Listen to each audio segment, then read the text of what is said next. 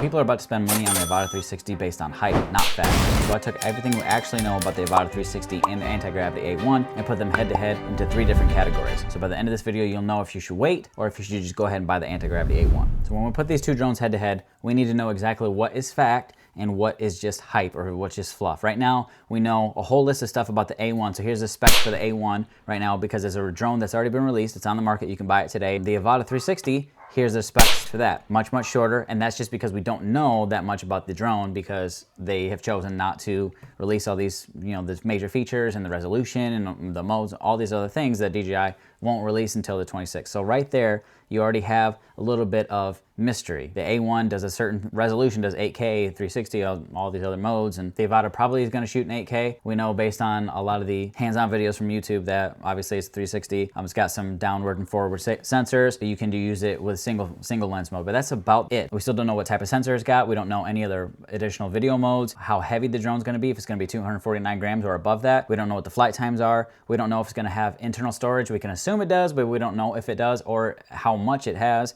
So there's a lot of things that we don't know about the Avata yet that we do know about the A1. The other thing that's real right now is footage. We have boatloads of footage from people actually having the A1 online and even before it got released, as well as footage now that's being released from some of these early creators that are getting their hands on the drone early. So we have the footage, we can compare the footage, and all the footage that I've seen of the A1 and all the footage I've seen of the Avata 360 so far, I think that the A1 looks better, and I would even say a lot better. That might just be because Insta360 has had a longer time to iron all this stuff out with their camera. So it's kind of interesting when you think about it because Insta360 has an edge camera-wise. DJI's been in the camera space for a long time, but not the 360 camera space. They just released the Osmo 360 not that long ago. So when it comes to 360 video, Insta360 is it, really.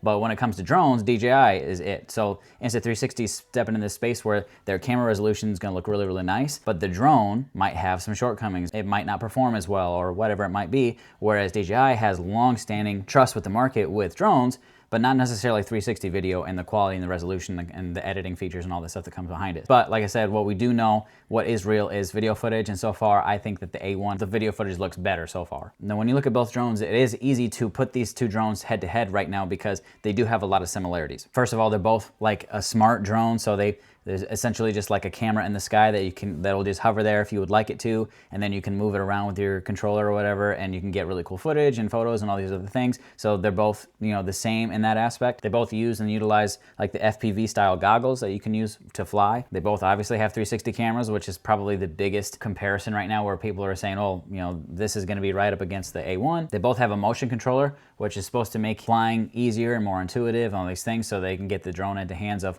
more people, even some kids. A lot of people online have seen letting their kids fly the A1, which is insane. And for the most part, we think most of the specs are going to be probably pretty similar as far as they're both going to shoot 8K 360. They're both going to have some type of single lens mode that probably shoots 4K.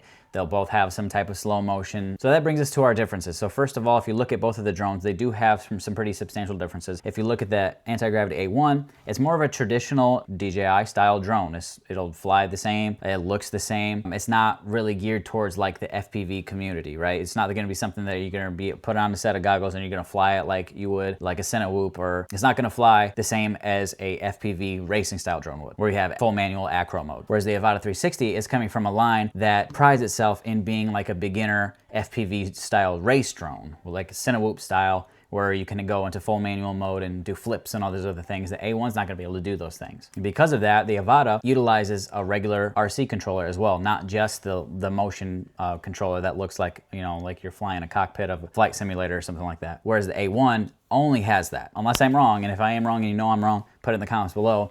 But as far as I can see from the website anyway, and all the videos I've seen online, they only offer that one controller, the motion controller for the A1, whereas the Avata, you can use that, or you can use the regular RC controller with the thumbsticks and all that, so you can fly in manual mode. Now, the Avata 360 obviously is going to be part of a huge ecosystem that DJI already has between all their cameras and their microphones and their other drones and all these other things. So when you invest into the Avata 360, regardless of what the video quality looks like, you are investing into a larger ecosystem where you might already have a bunch of different DJI products, and this is just another additive to your arsenal for your business or for your YouTube videos or whatever, and you're already in the ecosystem, so it's just another added thing that, it just really works for you. The Antigravity A1, this is their first big flagship product, and so there's really no ecosystem there. They do have the Insta360 thing going for them, but it's not really the same thing. And when it comes to actual video quality, we don't know anything about the Avata 360 video-wise, either from resolution to different video modes to different color profiles. But what we can assume is that the DJI is probably going to have some type of D-Log M on there. Maybe I'm wrong, but I'm just assuming it because some of the videos I've seen on there, people are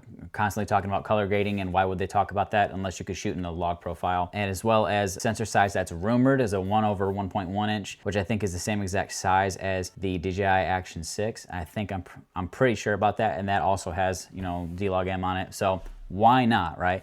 If you can use the drone as like a cinematic drone and also like a FPV race style drone, why not put that on there? So the Avata might have log on it. High chance it does. The A1 does not have a log profile on it. And again, if I am wrong, because it doesn't say it on their website, I don't physically have one. Put it in the comments below and feel free to correct me. And then the last difference is that the Avata is actually going to be bigger than the A1. The A1 folds, and it also, size-wise, it kind of looks like the DJI Mini series. It's pretty small, whereas the Avata, obviously it doesn't fold at all. It's just one big frame, and it's actually bigger. Every time they've done a rendition of it, it seems like the drone's gotten bigger. It is shorter, but it's also wider. The Avata is bigger than the Antigravity A1. So if I had to make a decision to either wait for the Avata to come out, or if I just wanted to get the A1, I would definitely probably just wait for the Avata to come out to see concrete what all the specs are going to be, just because we don't know enough yet about what the drone, we know like what it does and how it works and all those different things, but we don't know concrete what is actually real specs wise and what it's actually going to offer and offer you depending on what you're going to be using it for. If you're just getting it for like an FPV beginner drone,